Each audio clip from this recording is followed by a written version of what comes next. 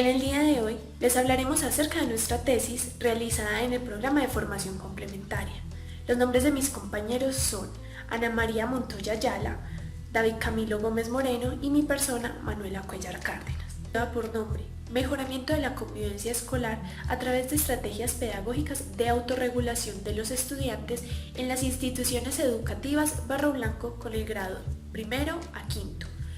Centro Educativo Rural María Esteves, sede Salvador Bermúdez y Ruiz en el grado segundo, y en la institución educativa Escuela Normal Superior de María, sede Carmela Bianchetti II en el grado transición.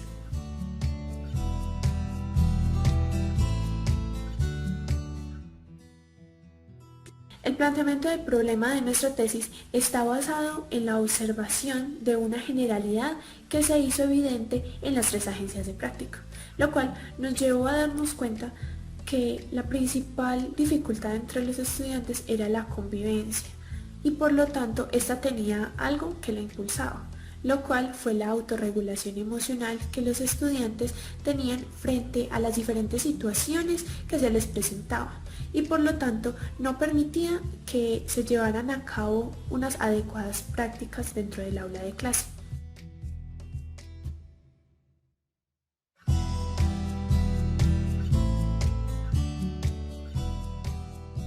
La pregunta investigativa de nuestra tesis es ¿cómo mejorar la convivencia escolar a través de estrategias pedagógicas de autorregulación en las instituciones educativas donde realizamos nuestra práctica pedagógica?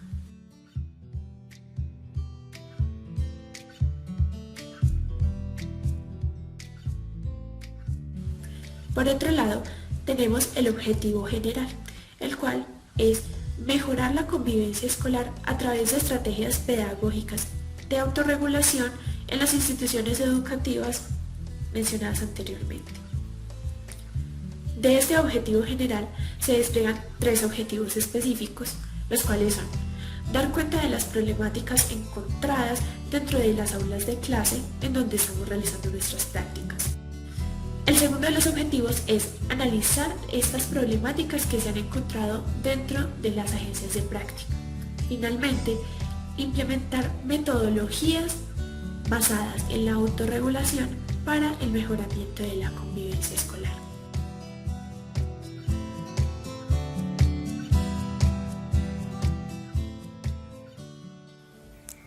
Enrique Chau nos habla sobre que solo existen maestros y maestros capacitados y no capacitados en la solución pacífica de conflictos dentro del aula, orientando procesos, haciendo que los estudiantes se desenvuelvan en los diferentes contextos para poder actuar de manera positiva en la solución de conflictos vividos en el espacio escolar. Y de esta forma guiar y acompañar basados en la teoría de la motivación y la psicología social, transformando la subjetividad de los involucrados en el proceso de enseñanza-aprendizaje de una manera implícita, contribuyendo a una educación de calidad y contextualizada.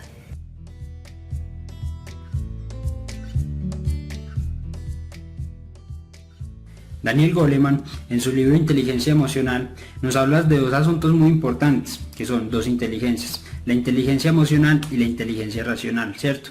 Él nos dice que estas 2 deben de trabajar de manera convergente. ¿Por qué? Porque si una supera a la otra, esto va a traer consecuencias negativas.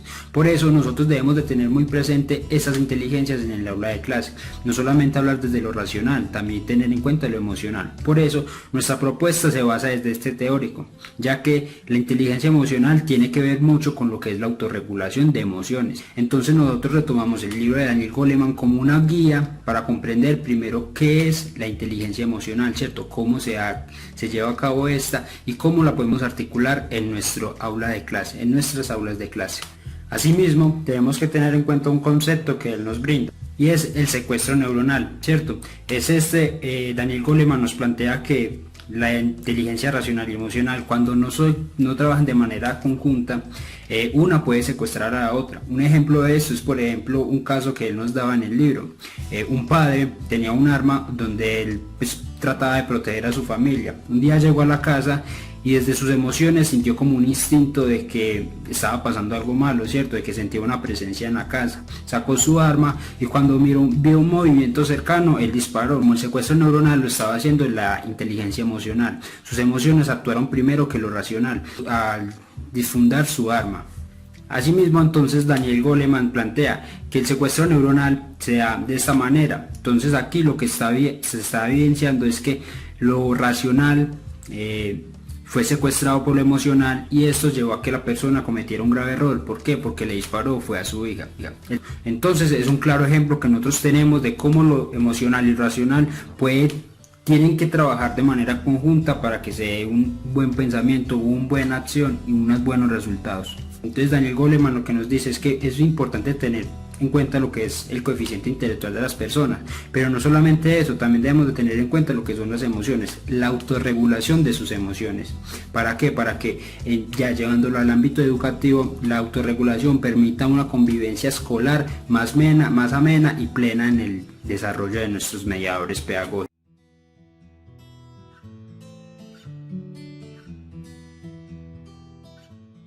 La teoría de Lawrence Kohlberg, quien fue un psicólogo estadounidense quien planteó las etapas del desarrollo moral.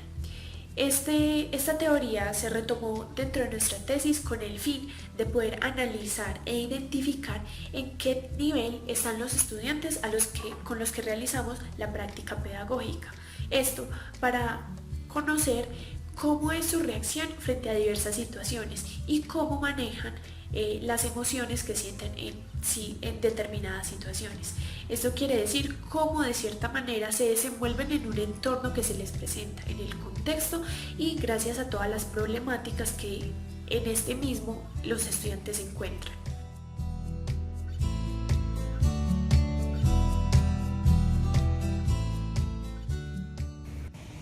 Bueno, la metodología que se va a emplear en esta investigación es de un enfoque cualitativo, ya que se pretende buscar las diferentes características que tienen los estudiantes y sus cualidades.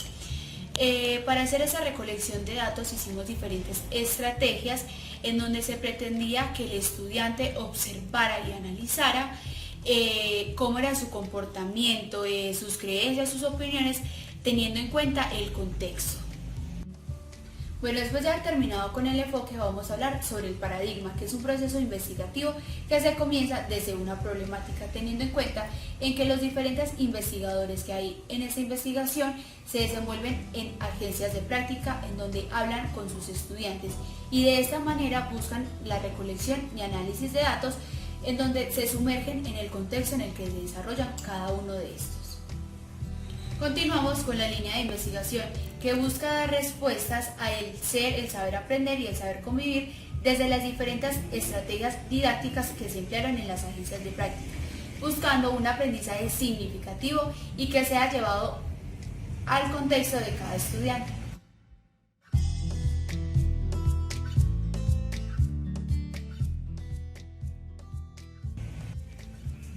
Ahora vamos a hablar sobre las técnicas empleadas. La primera es el fotolenguaje, que significa que se le proyectarán al estudiante diversas imágenes en donde se encuentre su contexto y de esta manera ellos dibujarán o escribirán cómo se sintieron respecto a esas imágenes. La segunda es el diario de campo, que es donde se lleva la reflexión pedagógica que se hace cada vez que vamos a la agencia de prácticas. Eso se hace durante todo el periodo. Y para finalizar, el cuaderno viajero, ya que por la contingencia no lo pudimos finalizar, pero al llevarlo en la primera vez los niños se sintieron muy felices y emocionados. Era que se iba a llevar un pez y los niños deberían de llevarlo a las casas y de esta manera contar y escribir en su cuaderno viajero lo que significó ese paseo con el pez.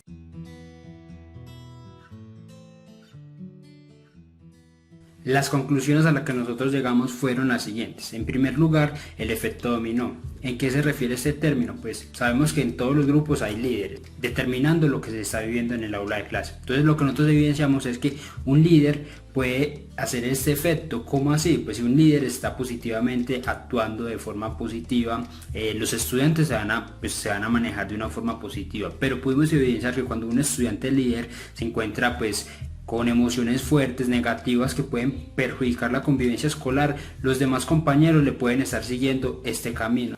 La segunda conclusión fundamental que nosotros llegamos está articulada a la teoría de Lawrence Kohlberg. El desarrollo de las personas no determinan el estadio moral. Un claro ejemplo de eso son los contextos de mis dos compañeras.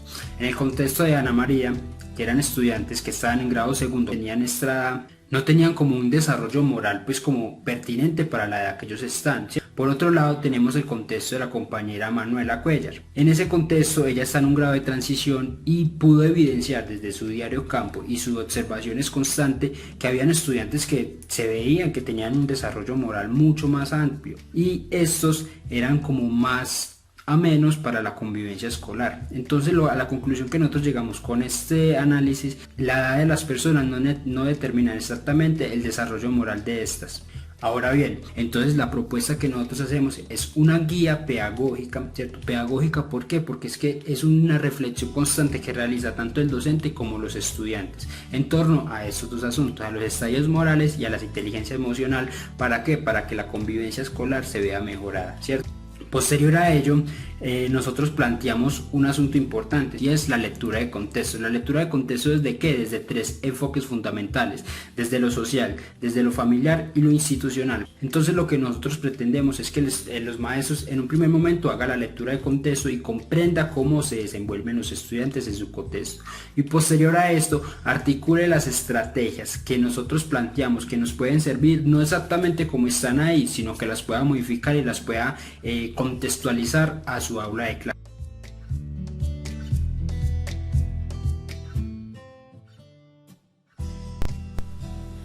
Como aporte personal, la investigación me sirvió para darme cuenta de que un verdadero maestro es aquel que siempre está en constante renovación de sus conocimientos, siempre quiere más, siempre busca la forma de conocer acerca del contexto en el que se desenvuelve para la resolución de problemas que se presentan en él.